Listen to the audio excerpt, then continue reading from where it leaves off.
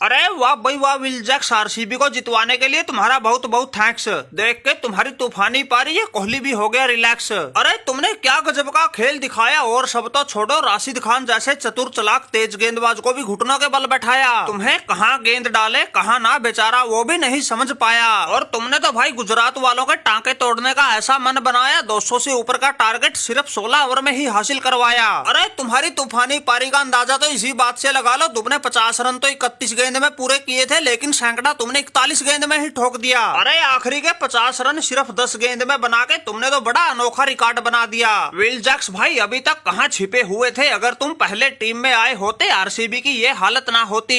अरे कोहली भाई यही था, बाहर बेंच पे बैठ के आरसीबी को लगातार बर्बाद होते देख रहा था। अरे तुम लोगों ने समय रहते मौका तो ना दिया, जब बात हाथ से जाली तो तुम्हें ये विल जैक्स याद आया। माना कि मैं पिछले 2-3 मैच से टीम में आया हूँ, लेकिन असली रूप तो मैंने इस मैच में दिखाया है। सिर्फ 41 गेंद में नवाद शतक लगाया है, जिसमें चौके सिर्फ 5 छक्के 10। देख के मेरी टांके तोड़ कुटाई। राशिद खान भी बोला भाई आज तो पता नहीं किस मुसीबत को गए फंस। अरे विल जैक्स भाई ऐसे कौन करता है, कोई गिला शिकवा था बता देते, गेंदबाजों का ऐसा कचुम्बर बनाने की क्या जरूरत थी। अरे तुमने घर में घुसकर ही ऐसा ठोक दिया, कहीं मुंह दिखाने लायक ना छोड़े। जब तुमने 15वें और 16वें ओवर में 29 का पहाड़ा पड़ा, तब तो ऐसा लग रहा था तुम्हारे सामने वो जैक फ्रेशर और ट्रेविस हेड भी कुछ ना है। अरे माना कि तुम्हारी आरसीबी प्ले ऑफ से बाहर होने की बिल्कुल कगार पे खड़ी है, लेकिन भाई थोड़ा बहुत तो रहम कर लेते।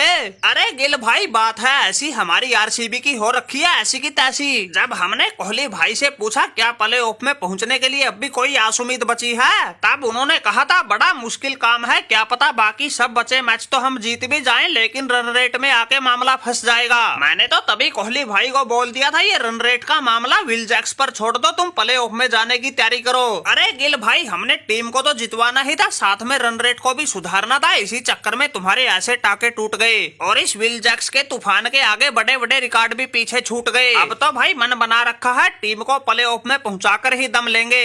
अरे विल जैक्स और कोहली भाई वैसे तो तुम्हारी आरसीबी का प्ले ऑफ में पहुंचना संभव ही नहीं, बिल्कुल नामुमकिन लग रहा है, लेकिन भाई तुम्हारी राह आसान करने के लिए हैदराबाद वालों को हमने भी ठोक दिया और 212 रन के जवाब में इनको 134 पर ही समेट दिया। अरे भाई ऋतुराज गायकवाड़ हमारी तो देखी जाएगी, लेकिन तुमने इन हैदराबाद वालों को ऐसा मजा चखा के सही कलेश काट दिया। शुरुआती कई मैचों में ये 250-60 से कम रन ही नहीं बना रहे थे, लेकिन पिछले 2 मैचों से इनकी ऐसी चूड़ी टाइट कर दी, ये बिल्कुल एक तरफा पेले जा रहे हैं। अरे क्यों भाई कंगारू पैट कमिंस निकल गई हवा, हो गई टाइम टाइम फिश। इससे पिछले मैच में तो आरसीबी ने तुम्हारे धरती में हाथ टिकवाए थे, इस मैच में चेन्नई वालों ने धरती में हाथ टिकवा के तुमसे नाक भी रगड़वा दी। तुम्हारी ऐसी लंका लगा दी ये चेन्नई वाले 78 रन से बाजी मार गए। तुमने भी बड़ी फूफा मचा रखी थी, बिल्कुल शेर की तरह दहाड़ रहे थे, लेकिन पिछले 2 मैचों से ऐसी भीगी बिल्ली बने हो, तुम्हारी हालत देखकर ही हंसी आ रही है। अरे विराट कोहली भाई क्या बताएं, ये तो पैट कमिंस की अकल पर ही पत्थर पड़ गया, जो हमने टॉस जीत के पहले गेंदबाजी का निर्णय ले लिया। अरे लक्ष्य का पीछा करते हुए हमारे ट्रेविस हेड का बल्ला नहीं चलता, उसका बल्ला चले बिना ये हैदराबाद ना जीत रही, इसीलिए तो हमें कभी आरसीबी कभी चेन्नई जैसी टीमें भी घसीट रही। अरे आरसीबी के खिलाफ तो टॉस हार के पहले बल्लेबाजी करना हमारी मजबूरी हो गई थी, लेकिन चेन्नई के खिलाफ तो टॉस जीत के पहले गेंदबाजी का फैसला लेके हमने खुद ही अपने पांव पर कुल्हाड़ी मार ली। यह लगातार 2 ठोकर लगने के बाद हमें भी समझ में आ गया भाई कुछ भी हो कैसे भी हो हैदराबाद पहले बल्लेबाजी करेगी तो मैच जीतेगी, वरना ऐसी रगड़ा पट्टी होगी कुछ समझ में नहीं आएगा।